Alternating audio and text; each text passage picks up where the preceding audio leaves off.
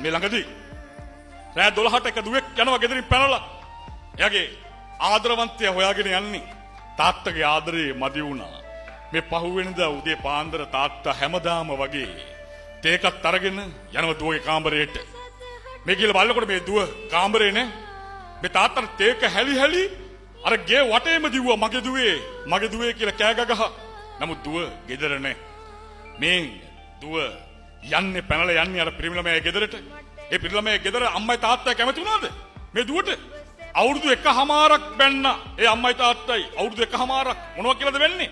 නැහැදිච්ච කමට ගෙදරට ආපු කෙල්ල කියලා බැන්නේ. මොකද කිසිම පිරිමිළමයෙක්ගේ අම්මා කෙනෙක් තාත්තා කෙනෙක් කැමති නැහැ. නැහැදිච්ච කමට ගෙදරට කෙල්ලෙක් එක්කන් එනවට අවුරුදු 1කමාරක් බැන්න. තාත්තගෙන් කෑම එකක් ඉල්ලන්න කලින් මේ දුවට කෑමකට කෑම දෙකක් ලැබුණේ. අද කන්න නැහැ. අද කෑම එකක් ඉල්ලනකොට ආදරවන්තයාගෙන් ලැබුණේ කණේ පාරක්.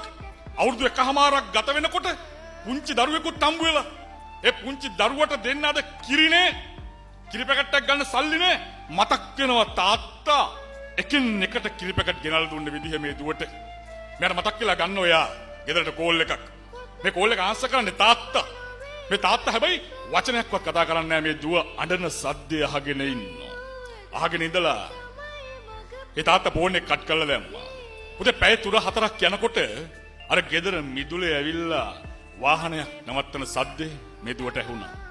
මේ දුවට ඇහෙනවා අර ගෙදර ඉස්සරහ දොර ගාවින් ඒ දුව ජීවිතේ අහපු ලස්සනම වචනේ ඇහෙනවා, ලස්සනම කටහඬක්.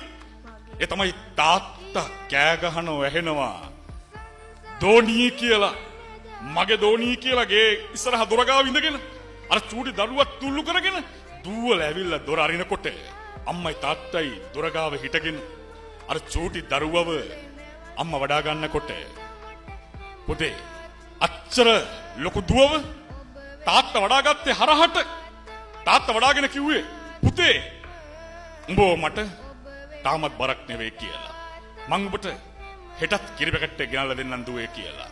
පුතේ හිතන්න කවුරුවත් ගාව අඬන්න කැමති නැති සද්දන්ත යෝධයෙක් ඉන්නෝ ගෙදර මං වෙනුවෙන් අඬන්න බලාගෙන.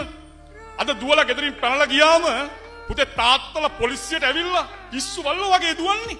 දුවලා හොය පුතේ හිතන්න ඒ දුක දෙන්න බා කවදාවත් තාත්තා කෙනෙකුට. ලස්සන රෝස මලක් චූටි කාලේ නිර්මාණය කරේ. ලස්සන දේවල් අරන් දීලා. මොකද චූටි කාලේ ඉඳන් අරන් දුන්නර ලස්සන කොණ්ඩබූල්, ලස්සන වලලු ඒව හෙලවෙනකොට දුවනකොට තාත්තා හරි ආසාවෙන් ආදරෙන් දුවගේ දිහා බලාගෙන හිටියේ. පුතේ හැබැයි ඒ බලන් හිටපු තාත්තට කවදාවත් දුකක් ඇති වෙන විදිහේ වැඩක් කරන්න එපා. දුවෙක් විදිහට කවදාවත්